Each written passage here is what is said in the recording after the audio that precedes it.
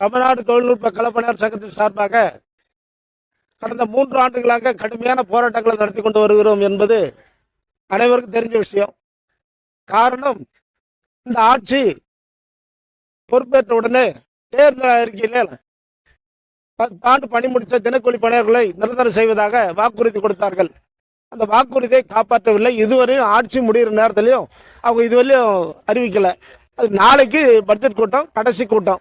நாளைக்காச்சும் அறிவிப்பார். அறிவித்தான் நம்மளுடைய நன்றியும் கடமையும் அவருக்கு சொல்ல கடமைப்பட்டிருக்குன்றது அந்த நேரத்தை தெரிவிச்சுக்கிறேன்.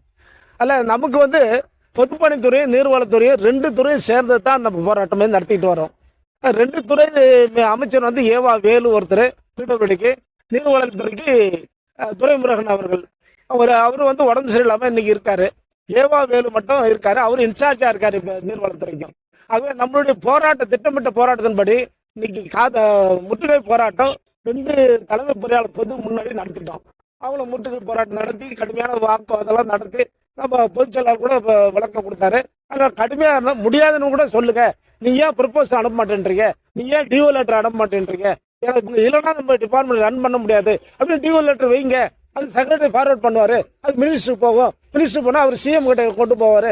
சிஎம் அறிவிக்கிறதுக்கு ஒரு வாய்ப்பு இருக்கும். அப்படின்றதால நம்ம எவ்வளவு வலியுறுத்தலும் பண்ணிட்டோம். அதனால அவர் நான் செய்யறேன் அப்படின்ற மாதிரி அவர் ஒரு உத்தரவாதம் கொடுத்துருக்காரு. அதனால துறையில கீழே தினக்கூலி பணியாளர்லாம் எப்படிலாம் வேலை செய்யறாங்க, எப்படிலாம் கஷ்டப்படுறாங்கன்றதெல்லாம் வலியுறுத்தி சொல்லியிருக்கிறோம்.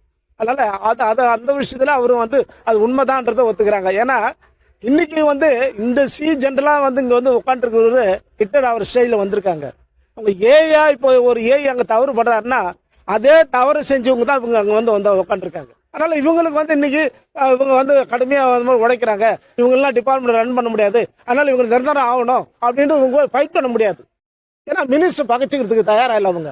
அதனால தான் மினிஸ்டர் தான் எங்களுக்கு ஒரே குறிக்கோள். அதனால் மினிஸ்டர் இன்னைக்கு திட்டமிட்ட பிரகாரம் இன்னைக்கு ஜெனரல் முற்றுகை போராட்டம் நடத்தி கொடுத்துட்டோம்.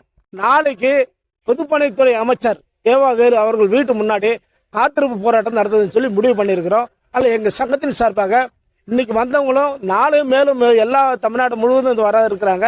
அனைவரையும் சேர்த்து அவர் முற்றுகை போராட்டம் நடத்தி அவர்கிட்ட சரியான ஒரு உத்தரவாதம் வாங்கணும். அவருக்கு கொடுக்குற உத்தரவாதத்தினால சிஎம் அவருங்க 110 நாளைக்கு அனௌன்ஸ் பண்ணணும். நாளைக்கு கடைசி நாள் சிஎம் பதில் உரை.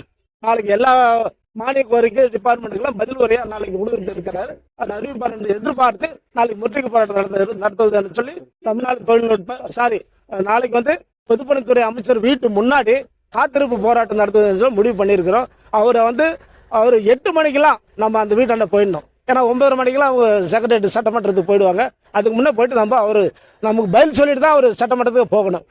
அந்த அடிப்படையில் நம்மளுடைய போராட்டம் வலிமையாக இருக்கணும். அது அத்தனை பேர் நீங்கள் முழு ஒத்துழைப்பு கொடுக்கணும்னு சொல்லி இந்த நேரத்தில் கேட்டுக்கொண்டு இன்றைய நாள் போராட்டம் இத்துடன் முடிவு பெற்றது என்பதை தெரிவித்துக் கொள்கிறேன். நாளைக்கு தொடர்ச்சியாக நீங்கள் எல்லாரும் வந்துடணும். நன்றி, வணக்கம்.